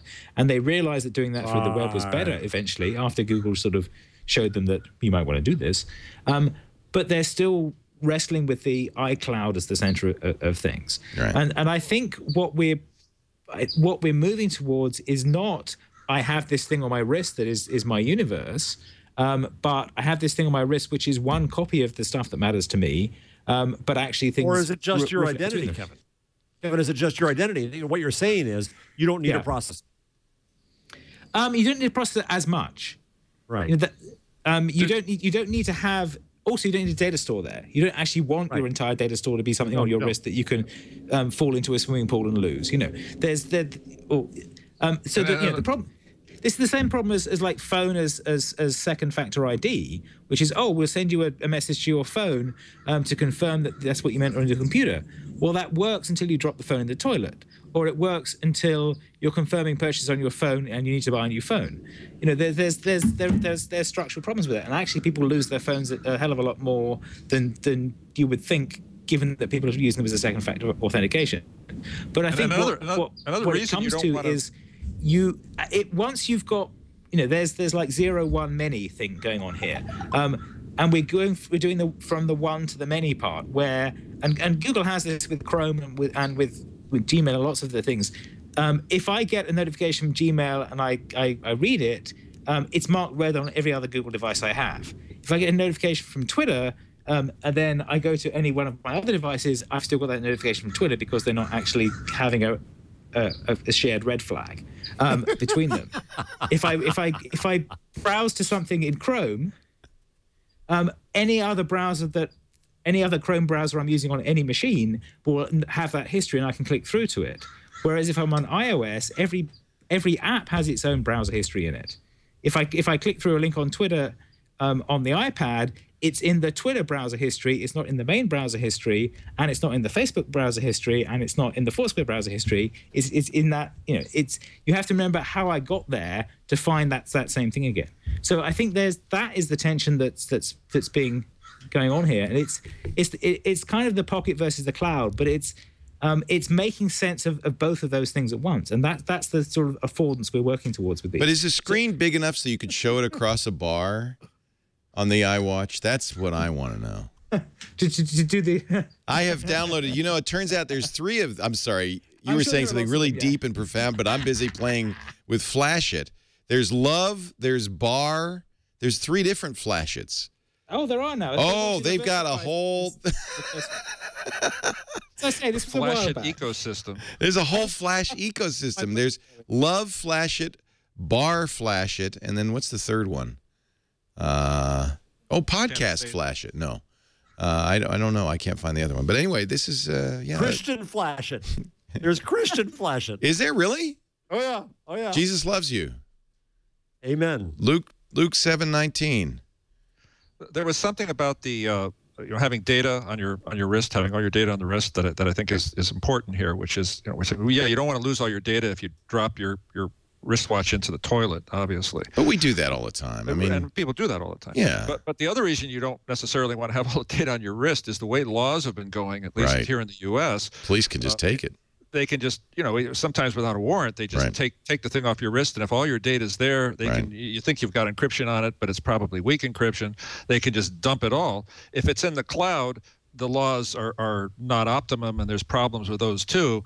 But it makes it more complicated for them than just to be able to take, if you have your whole life's worth of data right there on your body that they can just physically grab. So that's something to keep in mind. I do think, Lauren, we have demonstrated effectively, though, that nobody really cares anymore about privacy or any of this stuff. And we're just all full speed ahead. Give me the convenience, and I'm going to put it on my wrist, and I don't care. The day will come at some point, I guess, where we put stuff in safes and say our data is, locked up. Well, it really comes to a matter of legal rights. You got CISPA coming back after SOPA PIPA. and we have the fear. It's got to be on the level of principles to say that you have privacy, you have in your data and in your email. And I keep on saying government keeps acting like it's the protector of privacy. It is the worst threat to privacy. Yeah. It's the same thing going on in the EU. I mean, you constantly have governments that are saying, well, for example, you have the EU that went through this whole rigmarole for cookies, right? They had all their sites with these big banners saying, do you accept our cookie policy? And now that's all falling apart because in the process of doing that, they broke so many sites. But these same governments at the same time are pushing all these government data retention systems and tapping of communications and all the rest now. So they're very hypocritical. So like Jeff is saying, if you're believing that government is going to protect your privacy rights or other rights in this context, you're going down the garden path because they're the first ones that are going to be going after it. Speaking of Fox News headlines. So have you read Cory Doctorow's new novel Homeland yet? No, I got it on my desk. Is it good? Yes, it's very good. It's the sequel to Little Brother. Yes. Yeah, which was great. But it covers a lot of these like cybersecurity things and people surveilling you and quadcopters and the cops, and it's well done. When Dick Cheney says, "I approve of President Obama's drone program," then we know we got problems. If you ask me. Chimney Christmas. Here's yeah, I just got this. We got to but now is this a young adult or yeah, because Little Brother was for young adults. It's a sequel to Little Brother. It's the same characters. It's set in San Francisco and Burning Man, and it's sort of explaining the nerd world of San Francisco to young kids across America, which is a great thing to do. It's the 60s all over again. I just bought the wrong Flash It. September? That's lousy. It's flashcards. I'm reading French numbers. That's boring. Flash It. $1.09. Yeah, no, these are all free. These are all free. Well, I learned that the hard way. What does this mean? Does this mean something? Yeah, it means I love you. That means I love you? Yeah, I forget how you get there, but it's a Howard Stern. I learned that from Howard Stern show. It's probably dirty. No, it's like whatever letters of the alphabet, or I don't know what it is. That's another thing from the Howard Stern show. You are sexy? Just kidding. No, I don't. These are fun. These are good. Another Fox News headline: Google is building its own airport. Actually, this is one of those classic news journalism headlines. They have their own airport already. They got the NASA runway. Yeah, that's basically it. So. No, it's going to be down in San Jose. It's different. Close to you. It's going to be flying over you, Kevin. It's an $82 million facility in San Jose. Where is San Jose? They're subsidizing in San Jose. So they're going to have like a terminal at San Jose Airport? Well, no, it's going to be a private aviation. They're upgrading, and others will be able to use it too. Between the three of them, between Larry, Sergey, and Eric, they have 8 jets. 8 jets. And that doesn't include Google's corporate fleet. That's their personal property. What if they'll let Marissa use it? The problem is that there's been some. On the other side of NASA. Well, they were using NASA Ames or Moffett Field, I guess, and they're really big runway. Congressman Grassley and others have said, they're only paying $3.7 million a year. This isn't right. So Google says, all right, fine. We're going to build our own. 29 acres. Each private plane would be a property tax generator, says San Jose Mayor Chuck Reed. The proposed Google port will include its own executive terminal, multiple hangars, ramp space, aircraft parking lot, retail shops. So they're building Terminal D or Terminal G, I suppose, at San Jose. It's like building a new terminal. So I like San Jose Airport. I live in San Jose. It's your airport. I get there quickly, but also it's this like little airport. So you go through the terminal. The terminal is like 30 meters deep or something. You go in, you go out the other side. You go out on the runway, you walk up a staircase to a plane. It feels like you're back in the jet age. It's the old joke that you have one gate but you change the sign. It's actually quite a nice airport now. Did anybody watch President Obama's fireside hangout? Man, this is like no, it's on tomorrow. It's tomorrow. Yeah. Today, Leo, the big hangout. The interns. The internship. And I put it on the bottom of the. Hasn't Howard Stern done that? An intern hangout? Would be a different kind. Well, they did.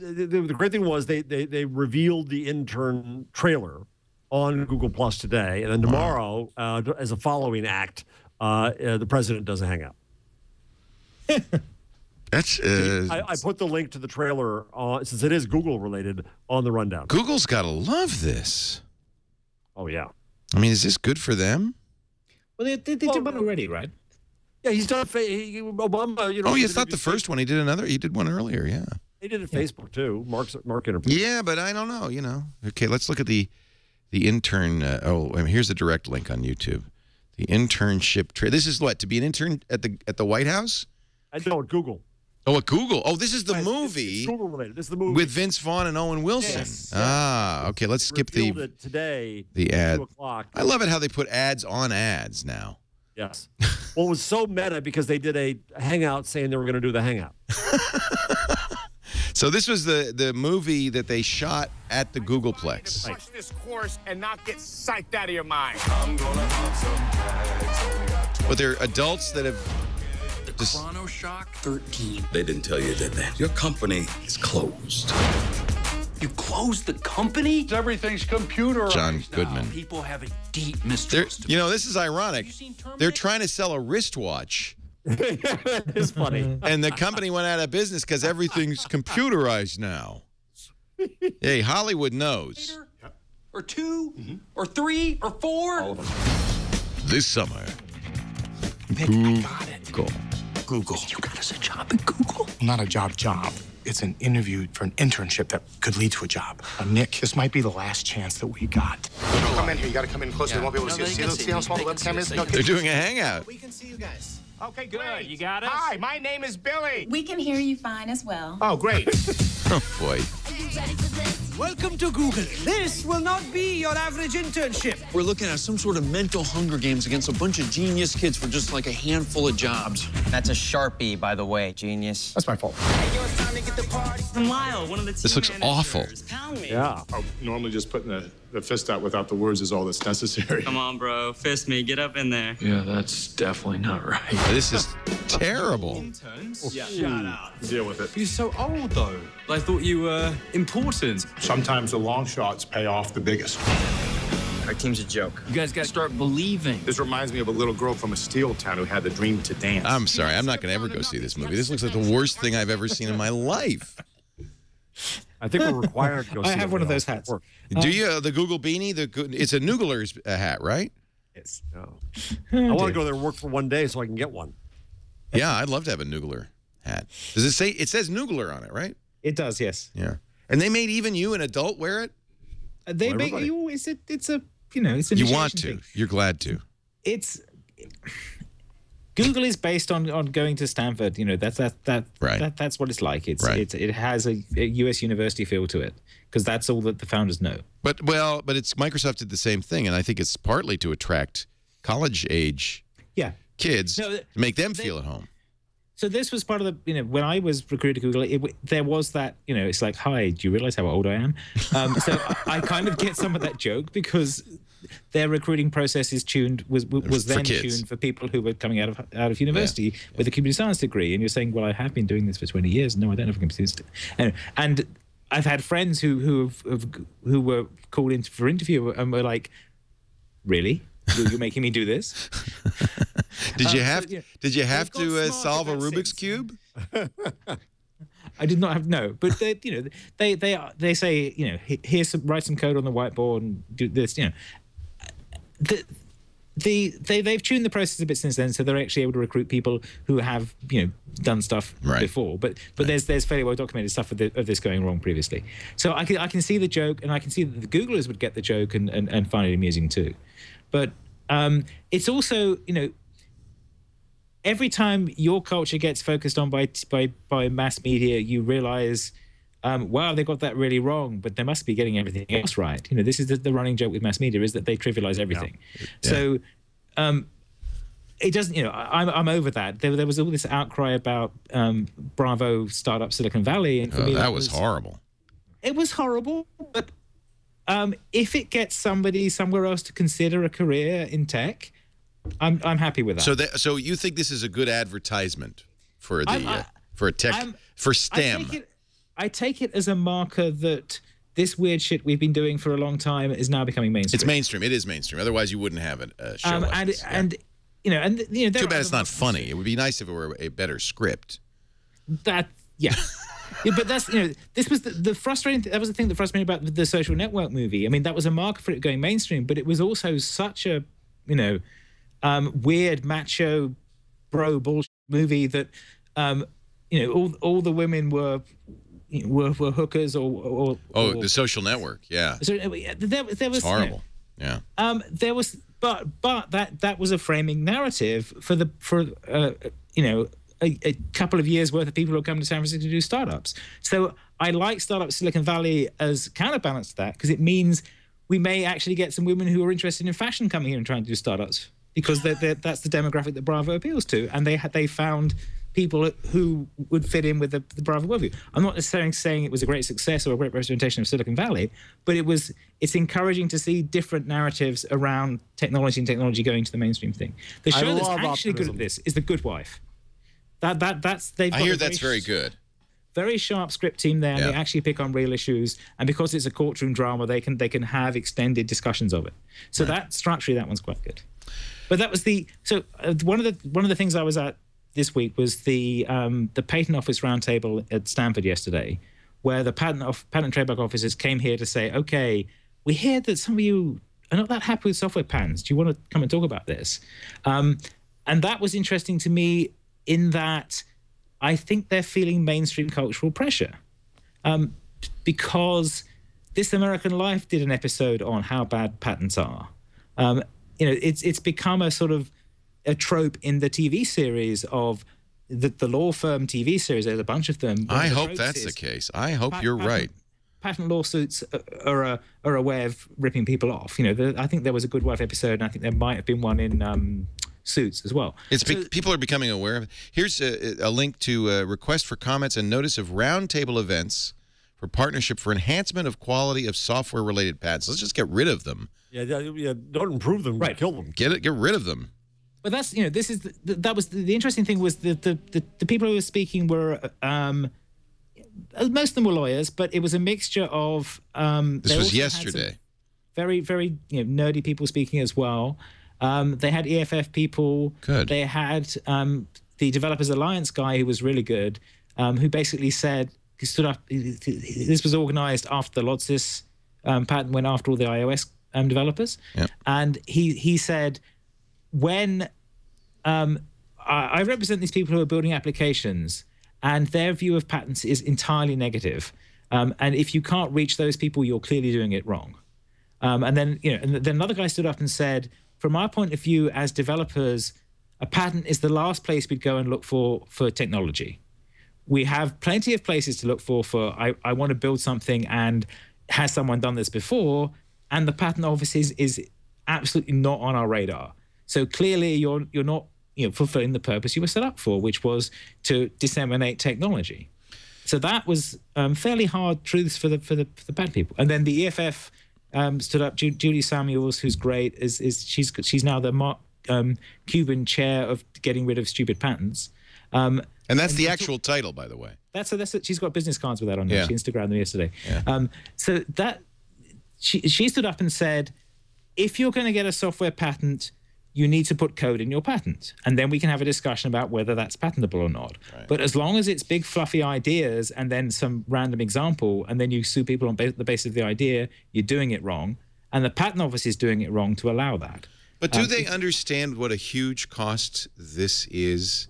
It's a tax on innovation. It makes small business people reluctant to do things, makes people keep people out of the technology business as entrepreneurs, just because the risk is so high. It's inevitable that you will get sued by somebody. They're starting to get that. That was the there's another one of these roundtables in New York on the 27th, I think. It's on that page, and they're also asking for written submissions. So there's a link there to say email us and tell us what your submissions are. So I'd encourage everyone watching Twig to contact the patent office and explain why this is a bad idea, because their problem is that they're public servants. They don't want to destroy the economy. They've just done it by accident. They're trying to work out how to fix this. They don't necessarily have the ability to change the law at a stroke like Congress does, but they want to understand what they've been doing wrong and improve that. And if you can give them evidence of that and explain that to them, that will help them change their procedures. I'll be glad to. It might be too late for us, but I'll be glad to. I mean, one of the things here is that, let's face it, techies traditionally have not really been interested in participating in the legal side of this and the political side of this. So by default, we've handed all the marbles to the side that has traditionally controlled this area. So until we have people wandering around in the halls of Congress, grabbing people by the lapel and saying, hey, this is our side of this, this is what we would expect to have happen. Now that's gradually starting to change, but up until now, it's been so lopsided and so skewed that it's completely understandable how we've ended up with patents being just an enormous disaster for software, and also in business method patents also are a similar kind of problem. Right, but the sort of, from my point of view, is. I went back and looked at this. The history of patents is patents came out of a law that was passed by King James, the first of England, of King James Bible fame. His Parliament passed a law abolishing monopolies because Henry VIII and Elizabeth and him had been issuing too many of them to their friends, and they wanted to stop this happening. But they wrote a loophole, which is, well, if you've actually invented something, you can have a monopoly for 14 years as long as it doesn't disturb trade too much. They had some well-written clauses around it because they realized this was a problem, and they'd written a law to abolish monopolies. And at some point somebody said, but there could, there's some good to this, and patents grow out of that loophole. And each time, over time, that monopoly keeps growing again. You need one of these Monopolies Acts to throw them away. And we had that with the Sherman Antitrust Act. Yeah, but if you actually look at it, these things grow up. And they actually expand when companies are in decline, because they start looking for ways to fight other people off. They start looking at the world as a zero-sum game rather than a growth game. In the growth game, you don't need the patent because things are going so well, you're busy selling things to people and making more. But once you become to this point where, oh, wait a minute, we need to stop other people catching up with us, when you're on the other end of the innovation and everything, that's when you start filing patents. And that's why IBM and Kodak have all the patents. But of course, if you're going to get these occasional adjustments, to bring the patent system back into line with something a little closer to what the original idea was, you have to have a functioning political system to start with. And, right. When we can't even agree on basic issues in Congress right now, trying to push things that involve highly technical areas and patents and things is going to be a really tough pull, because you just can't get anyone's attention, and you need a lot of money just to get in front of their faces. Yeah. So I'm not going to say anything. Yeah, no, don't say it. I understand.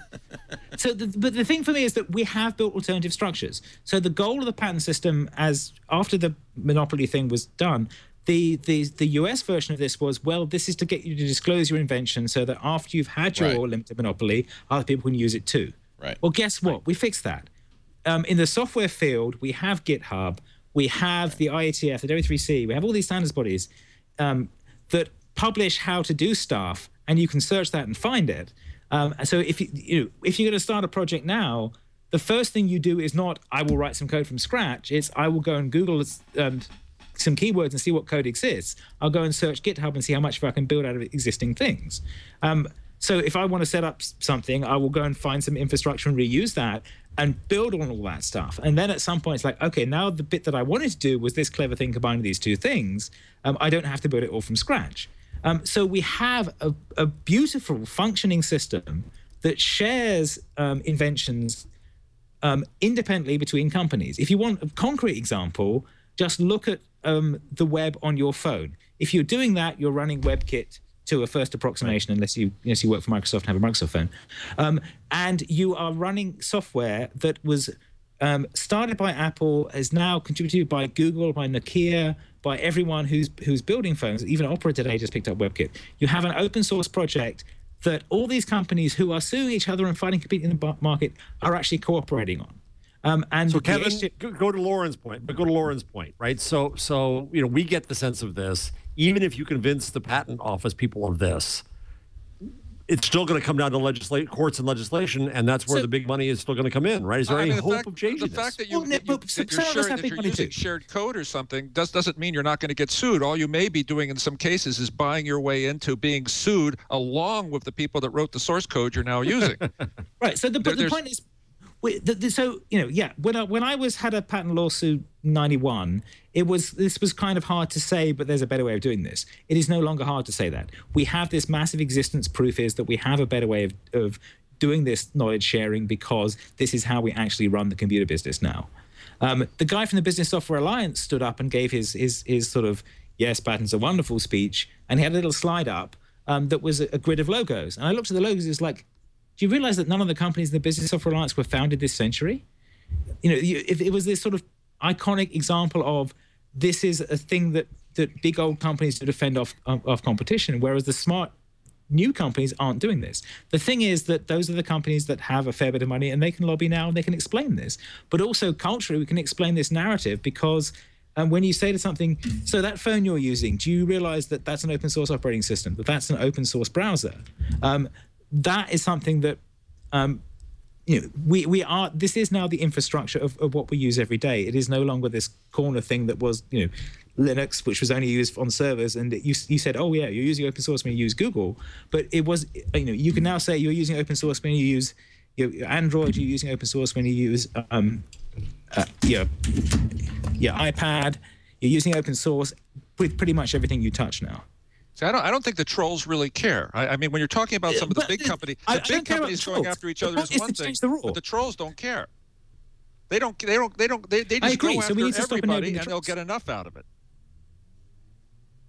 So we need to stop enabling the trolls. The problem is that the way the panel system is set up at the moment, because the cost of litigation is so high, you can get a BS patent and then go and threaten people without even filing lawsuits and extort money from them because the cost of going to is so high. We're looking at $1.5 to $3 million. Right.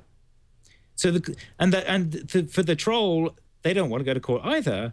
But there are a bunch of lawyers. Lawyers are cheap at the moment. The employment. Well, it's also cheap for them to file multiple lawsuits because when they file 1 or 50, it's roughly the same cost. So what they do is they file massive numbers of lawsuits. So what we need is the courts to. I mean, the first step is, and we've seen a few cases of this where the courts have called BS. Yes, well, we're starting to see that. But so the first thing we need is the cultural understanding, the realization that this is going on and it's exploitation. So that's where the media staff, This American Life, stuff on TV, when that is the narrative, that's good. Then you need to have court decisions, and then you need to say, okay, patent office, you can do these things as regulations. Congress, you can do these things by passing new laws. It will make you popular. Remember that SOPA thing? All those people would love you if you did this.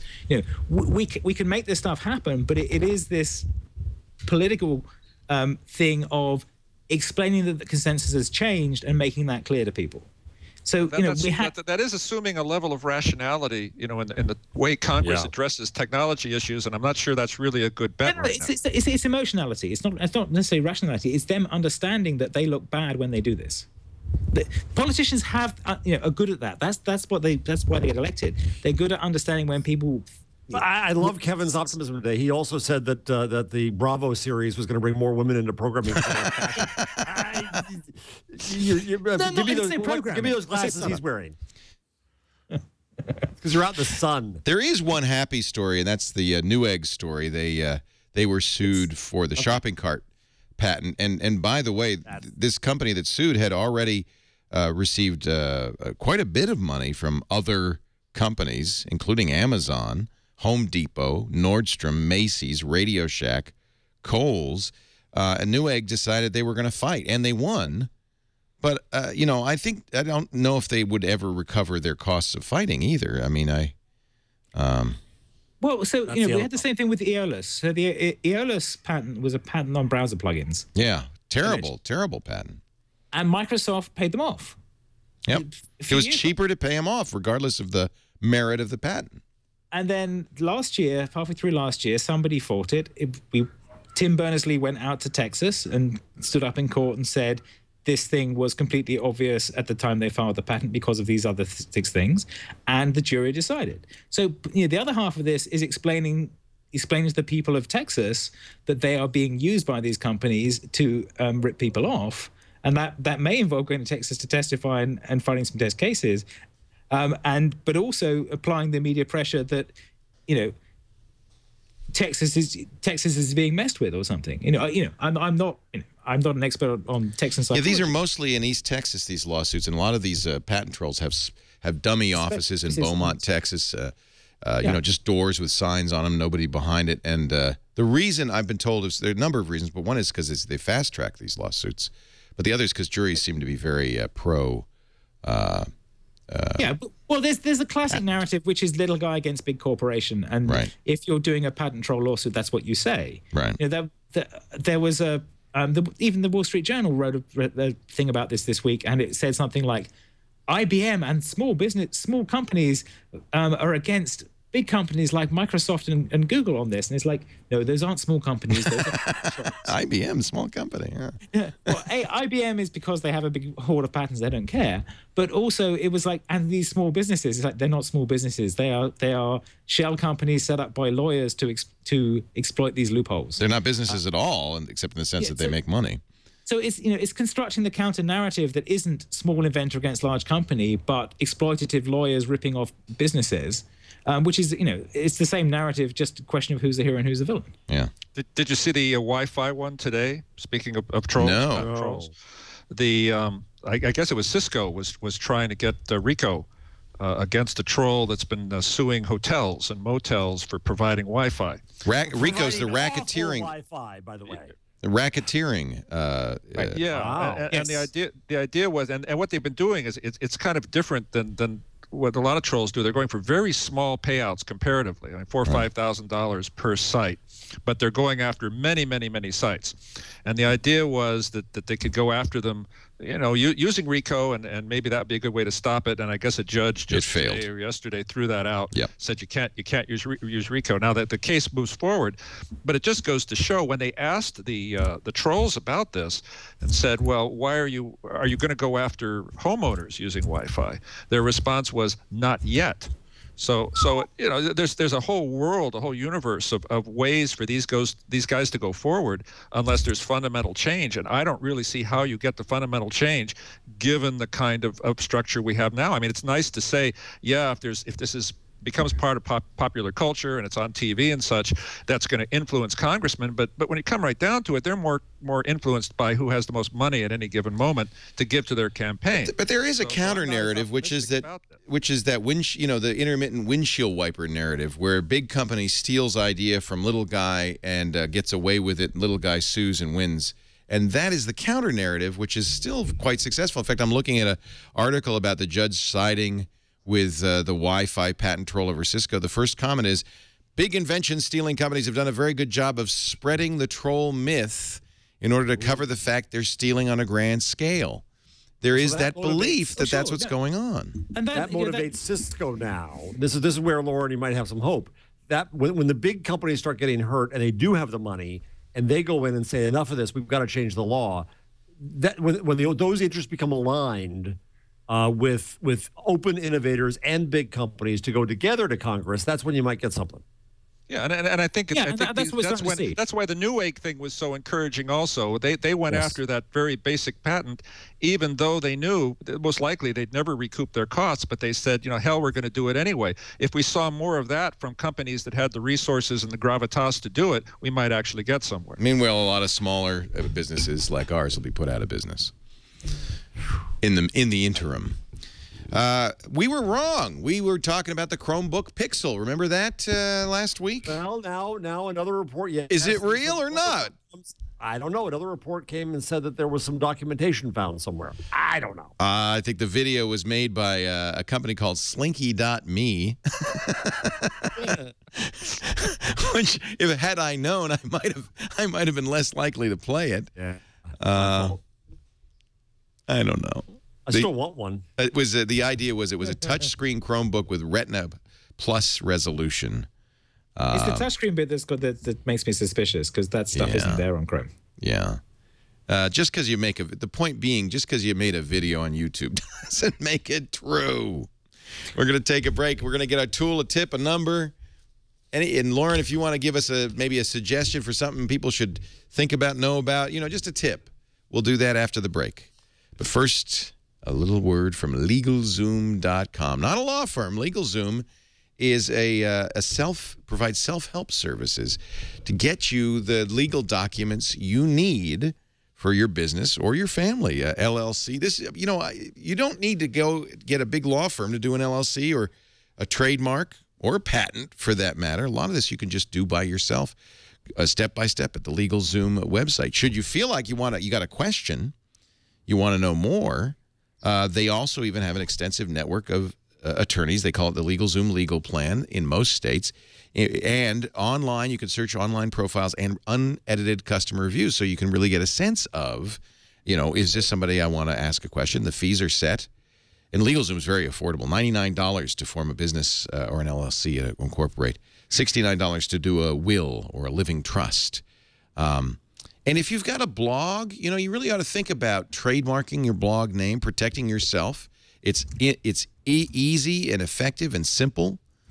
LegalZoom.com. And we want you to use the offer code TWIG so that they know that you heard about it on This Week in Google.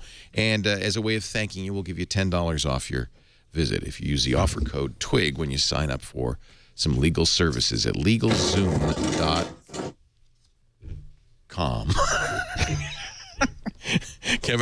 Kevin Marks just jumped up and the table fell over. I need a special message here for Kevin. Let's see. Let's try that. Can he? Oh, his umbrella fell over, it looks like. Wow. 143, Kevin. 143. All right. Sorry, the sun had moved, so I was moving my umbrella. That's quite all right. Thank you for supporting the show. LegalZoom.com for more information. LegalZoom.com. And if you decide to buy, $10 off when you use the offer code This Week in Google. TWIG actually is all you need. Normally, Gina Trapani would give us a tip, but you've already given us a tool, Kevin Marks. I can't thank you enough. Flash It, the bar, the love, and then there's a third one, which I can't remember. Didn't download it, I guess.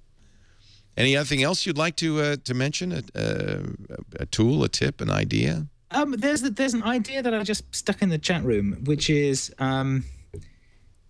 it goes along with the WebRTC thing. It's like suddenly the browser is getting control to do interesting things. Yeah. And it's a technology proof, which is you click on this thing, it turns on your camera, it sees how far away your eyes are, and it makes the text bigger if you're too far away. And because it would be far too much trouble to hit Command+. Well, no, see how old my eyes are, and thus make the text. All right, so here we go. So this is so do it on your Chromebook. Oh, well, if I did it in Chrome, would that be good enough? Chrome would work, yeah. All right, so I don't have a Chromebook, but I have a computer. Let me load Chrome here. Yeah, and then it says, I can see your eyes. Oh, look, see, it sees Chad, and it's making it much bigger because... If you lean in... Whoa! If you lean in, it gets smaller. That is pretty funny. So the thing is, it's kind of a joke, but this is actually an important problem. So this comes down to the problem of design for phones and tablets, which is that the CSS Pixel is designed to be an angular measure of, with an assumption that the screen is 28 inches away from you, because it was designed, the spec was written when we were using laptops. Right. But the thing is, I've now got something like this, which I normally hold here because I've got a good near point, and for that I can read quite small type on that, and this works really screen. Well. Whereas I've got an iPad, which I hold a bit further away. And if your eyesight's going, one of the advantages of the iPad is you're holding it at that length that you read a newspaper. And that was, so I was beating on Apple for having just two sizes before, but that was because they'd sort of hit these two sweet spots, which is I'm either holding something here and glancing at it, or I'm holding it here and I'm reading it. But what you really want is this, and they all have cameras in. You could do this. You could build this into the browser such that, I'm reading this here. I'm glancing at it from a distance. Give me the big version. I'm looking at it over there. Give me that. Oh, I'm looking at the TV screen. I'm 15 feet away from it. make the type really big, please. You know, that is actually a useful use case. And it's about the using a bit of insight from the machine to understand what you're trying to do.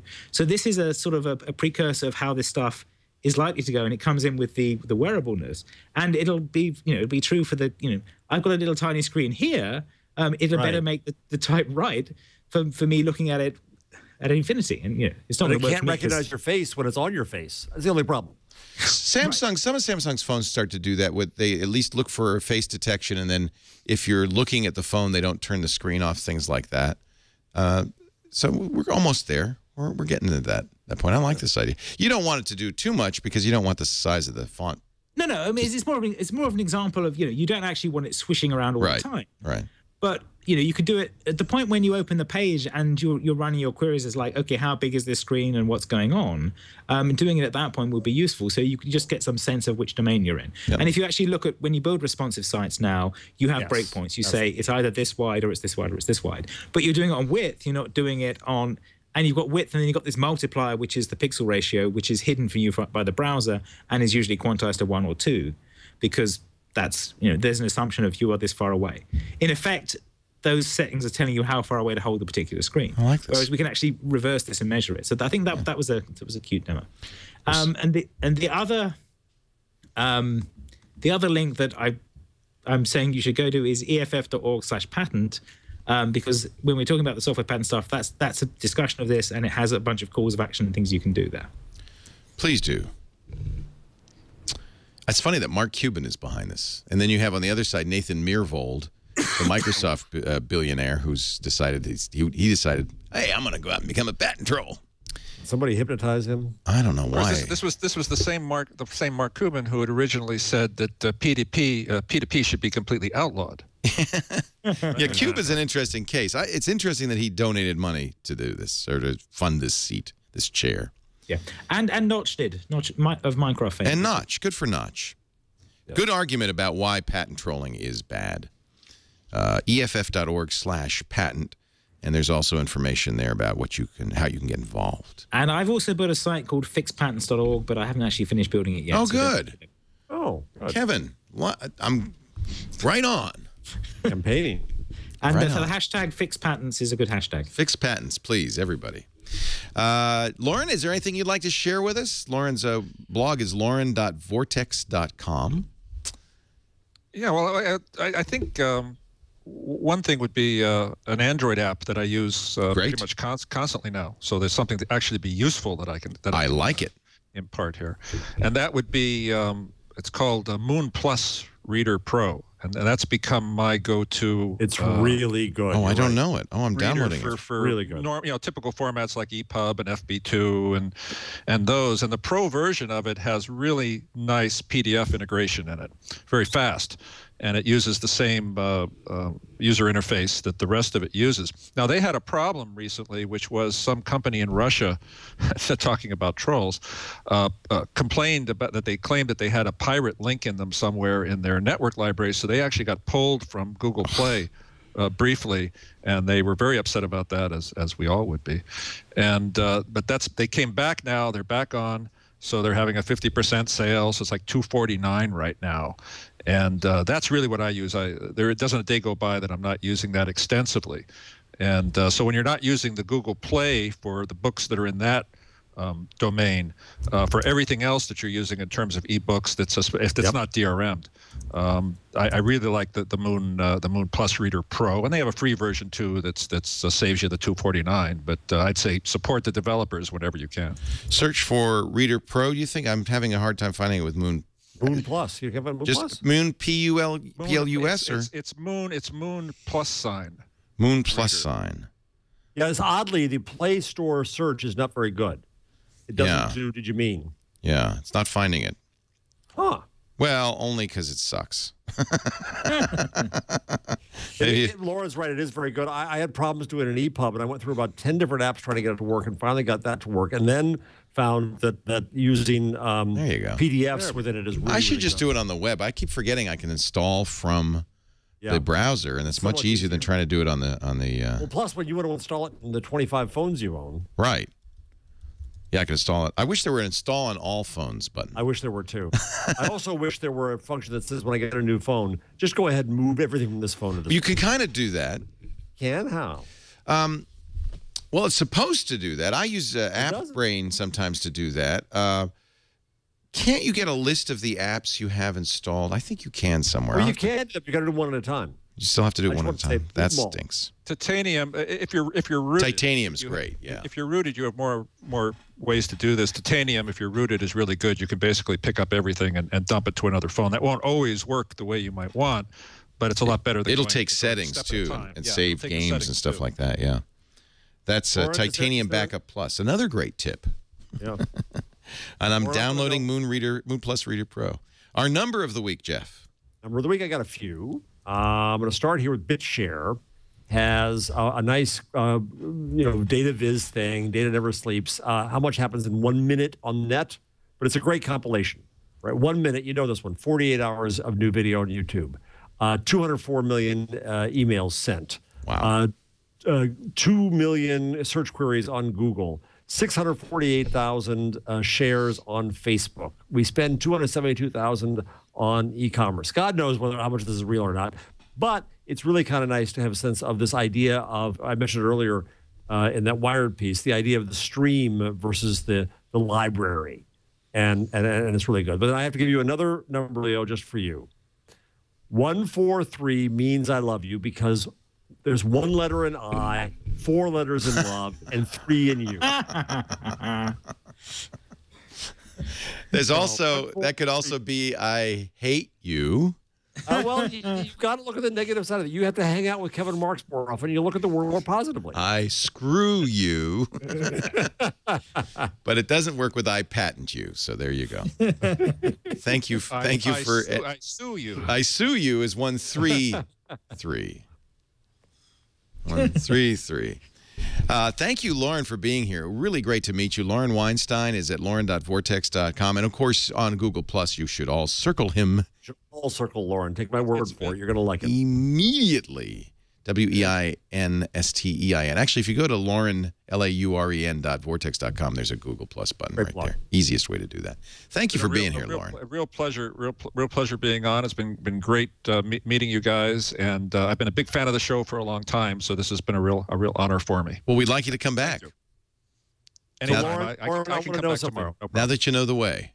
Yeah. Is there any great ancient technology in that case behind you? I love this component stereo behind you. Yeah. Yeah, well, this is probably the best one right here, which is an old hardware MIDI synthesizer. Ooh. I haven't used it, in ages, but it's kind of fun. You turn it on, you press 2 buttons at once, and it plays the demo tune. So that's all I ever get on those things, the demo tune. That's as far as I ever get. Jeff Jarvis is at buzzmachine.com. That's his blog, a great place to start getting into the world of Jarvis. He's also a professor of journalism, if you're lucky enough to attend the City University of New York, and the author of Public Parts, which you must all read. Thank you, Jeff. Thank you. And Gina will be back next week. She had a good family thing to do, but we miss Gina. And, of course, if you're into Android, All About Android, which Gina hosts along with Jason Howell and Ron Richards, is a great show all about Android, of all things, on Wednesday nights. You're going to Monday nights. Monday nights. Monday nights. Pardon me. Monday nights on the Twit Network. Thank you, Kevin Marks, for being here. Thank you. Kevin's surrounded by a murder of crows. Pardon me? There's only 2 left, so it's an attempted murder now. Tuesday nights, not Monday night. Tuesday nights. Oh, you're right. All about Last night was Tuesday. Some of us get confused about what day it is. Yeah, some of us work a little too hard to remember what day it is. I'm exhausted. What day is this? Is it Friday yet? Yeah, Wednesday night would be tonight. You all get Monday off because it's President's Day, but we'll be back here every Wednesday, 1 p.m. Pacific, 4 p.m. Eastern Time, 2200 now, UTC on twit.tv. Kevin Marks, thank you for being here. Thank you, Lauren. Thank you, Jeff. Thank you all for watching. We'll see you next week on This Week in Google.